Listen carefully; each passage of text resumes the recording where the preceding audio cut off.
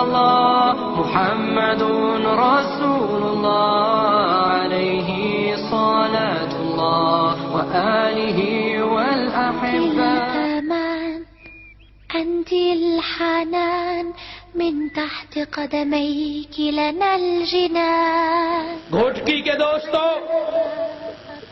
آقا مدنی کریم صلی اللہ علیہ وسلم نے ارشاد فرمایا کہ جب نظام خلافت آئے گا، نظام جبر جائے گا، یہ جو سنگم ہوگا، یہ جو موڑ ہوگا، قرب قیامت میں جا کر جب غربا کھڑے ہو جائیں گے، میرے آقا نے فرمایا دو خطے بڑے اہم ہیں، ایک شام کا خطہ، ایک خراسان کا خطہ.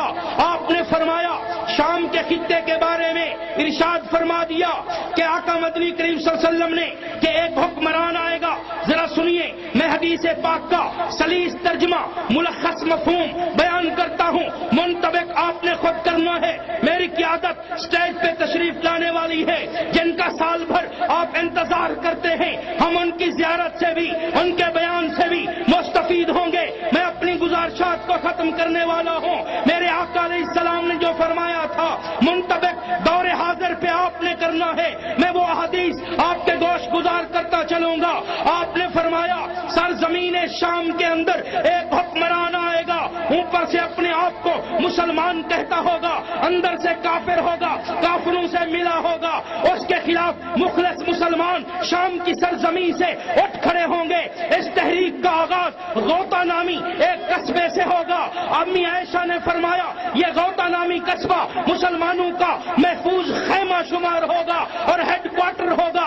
تحریک کھڑی ہوگی، شورش ہوگی، خانہ جنگی میں بدل جائے گی. یہ خانہ جنگی بدلتے بدلتے بڑھتے بڑھتے یہ آگ اور شعلوں کی الملحمۃ الکبریٰ ایک جنگ عظیم میں تبدیل ہو جائے گی. شام کے ارد گرد کے ممالک اور سرحدیں تحلیل ہوں گی. یہ تحریک جنگ عظیم میں چینج ہوگی اور جنگ عظیم میں اللہ رب العزت اس باغی، نہتے اور غریب مخلص غربا مومن مسلمانوں کے اس گروہ کو فتح عطا کریں گے اور یہ دنیا پہ غلبہ لا کر رہے ہیں. آپ نے فرمایا شام کے اندر یہ ملحمۃ الکبریٰ غلبے کی سب سے پہلی کڑی ہے اور غلبہ اسلام کی دوسری کڑی. آپ نے فرمایا وہ سرزمین خراسان کا لشکر ہے. اس میری گزارش پر ذرا توجہ دیجیے.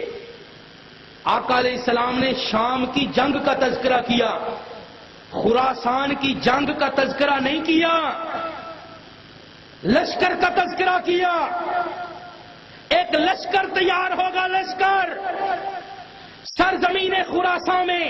خراسان دریائے آمو کے اس پار اور دریائے کابل کے اس پار درمیانی علاقے کو خراسان کہا جاتا تھا، جس کا نام آج افغانستان ہے.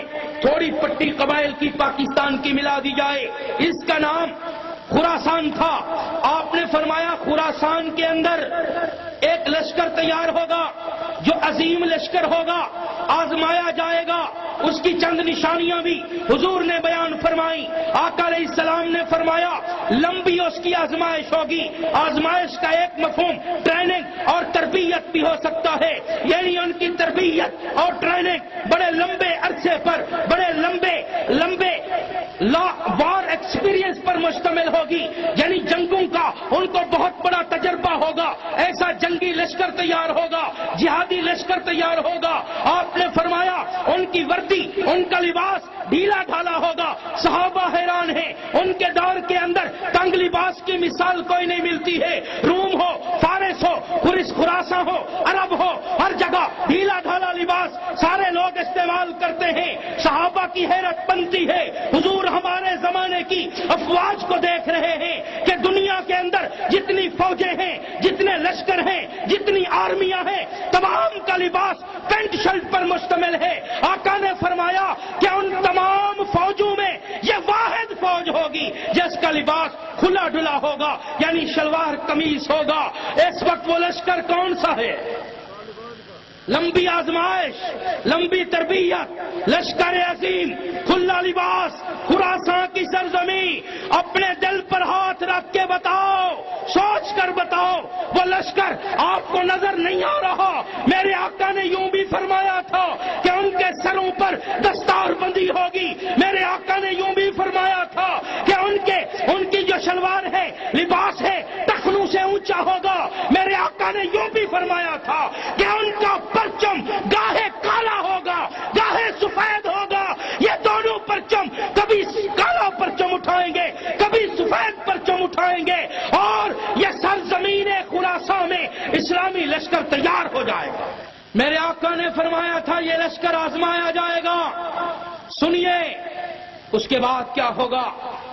حضور نے فرمایا یہی لشکر ہوگا، یہی لشکر ہوگا. آزمائش کے بعد پوری دنیا لڑے گی، پوری دنیا لڑے گی. سوویت یونین آیا، اس کے بعد نیٹو آیا. 42 ممالک ہیں، 32 ممالک کی باقاعدہ فوج ہے، باقی 10 ممالک کا پیسہ ہے، اسلحہ اور ٹیکنالوجی ہے. ہر ملک کے خلاف لڑنے کا تجربہ. دنیا میں جتنے بھی فعال فوجیں ہیں، ہر فوج کے خلاف انہیں پتا ہے آسٹریلیا کی لومڑی کس طرح لڑتی ہے، انہیں پتا ہے برطانیہ کی گوری چمڑی کس طرح وار کرتی ہے، انہیں پتا ہے امریکہ کے پیمپر کمانڈو کس طرح پینٹ کے اندر پیشاب کرتے ہیں.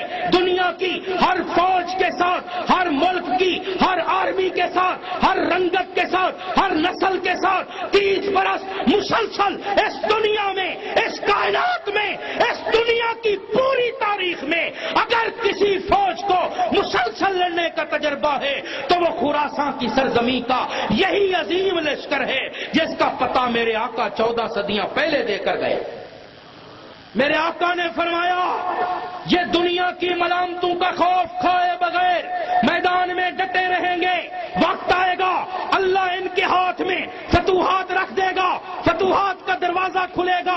یہی لشکر خراساں سے نکلے گا، دلی جائے گا، اور غزوہ ہند کا صحرا اپنے گلے میں سجاتا ہوا یوں فتوحات کرتا ہوا واپسی کا موڑ لے گا، یوں ٹرن لے گا، اور مغرب کی طرف بڑھتا ہوا شام کی جنگ عظیم میں شامی مسلمان بھائیوں کا دست و بازو بن جائے گا. یہ دونوں لشکر دنیا کفر کو شکست فاش دیتے ہوئے اور حرم کعبہ کی طرف بڑھیں گے، اور یہی بیت المقدس کو آزاد بھی کروائیں گے. حضرت مہدی کے ہاتھ پہ ہاتھ رکھ کے نظام خلافت کا اعلان کر دیں.